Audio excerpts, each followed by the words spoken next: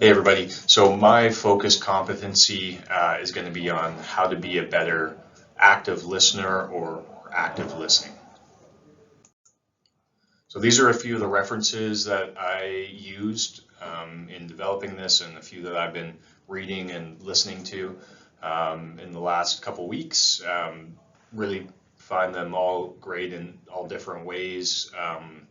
A lot of them are really good, just kind of handbooks to have to reference particular chapters, not really a front to back read, but really kind of have been enjoying the content here and being able, and the practicality behind it and how I can put it into practice. So you'll see kind of glimpses of these come out through the presentation here. All right, so I think, what underpins the entire activity of active listening is really just being curious, right? If you don't have that curiosity, then you're not going to want to listen and you're not going to listen. So I think, that's why I'm starting this presentation with that. Embracing that beginner's mindset, removing assumptions, coming in really open. I think that's really the first step of good active listening. And then beyond that, we've learned how to ask good open-ended questions using the whats, using the hows, trying not to use the whys. And then also coupling that with using clean language. The book I referenced before has been great. It's been a really good kind of handbook and some different kind of situations or how to use clean language. And then also listening with empathy, right? Really putting yourself in the other person's shoes and feeling what they're feeling. And that's also demonstrated through mirroring and some other tools and techniques I talk about a little bit later. So notice what's not being said, right? So listening beyond the words, taking that listening from just what they're saying and putting that into the context that they're saying it, both with what their body language is telling me, how they're saying it, with their tone and their pace.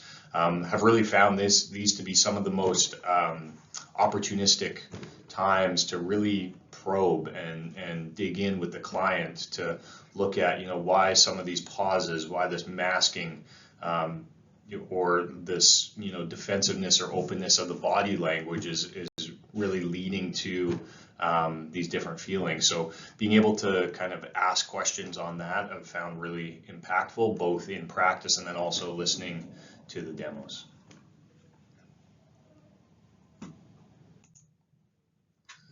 So focusing on my client and not my response. So, a lot of the times I do tend to be kind of solutions based. So I'm trying to figure out what is the solution to the problem sometimes before even hearing the whole problem. But taking that kind of step back and really just being present with the client, with the person I'm talking with, along the journey.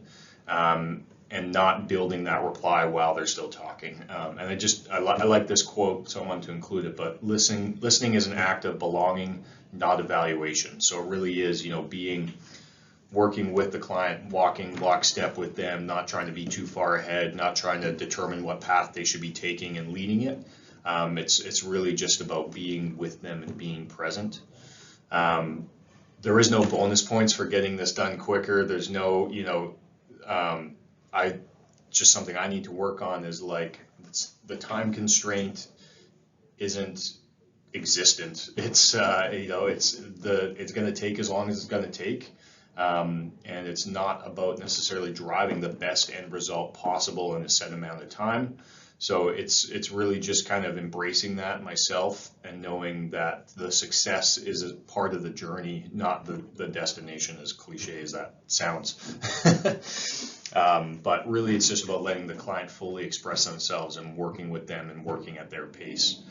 And then this last one for me is just the courage to be imperfect, right? A lot of the times I get in my own head about,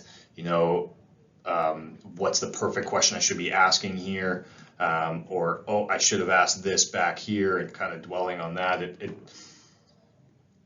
I have to have the trust in myself that I'm going to be able to navigate these conversations and how I'm navigating it with the tools that we've been working on. is going to be sufficient to supporting the client. And really just kind of trusting in that process and trusting in myself to be showing up in the best way possible. So nonverbal cues, these are just a couple of the things that we've talked about previously with the mirroring, maintaining the healthy eye contact, eliminating distractions in the space. Something else I hadn't thought about but came up earlier this week in one of my workshops is actually just changing the setting. So a lot of my coaching sessions I have with my team are in my office. I think it would be a good idea to move that elsewhere to more neutral territory, so to speak, just to kind of, with it just eliminates maybe that implication of being in my office might have. So that's something I'm going to be taking on, and then also just embracing silence. Becoming comfortable in the silence. Similar to a couple that's been together for a long time, like the cartoon shows there. So why is active listening important? Well, these are kind of 4 main bullets that I put together. Really, it starts with building that connection and understanding with the client, right? We want them to know that we're with them, we're on this journey with them, and we want them to feel safe. And that kind of goes into the next point of cultivating that psychological safety, right? Opening up yourselves, becoming vulnerable, becoming curious, really demonstrates that you're in this with them.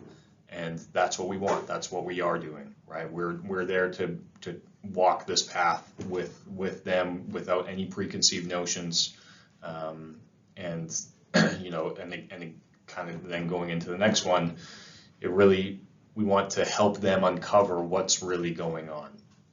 And we know that sometimes what's really going on isn't necessarily what's on the surface of what they're saying, and we can help bring some consciousness to some things that might be under the surface that they're not aware of through the tools that we've developed and through asking these really good questions, and listening both with our ears but also our eyes, with how they're communicating with us.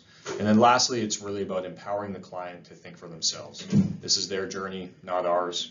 So really want to, that's where I think the active listening really comes into play, because it really shows that we're supporting them, rather than pulling them along on a journey that we may think is best.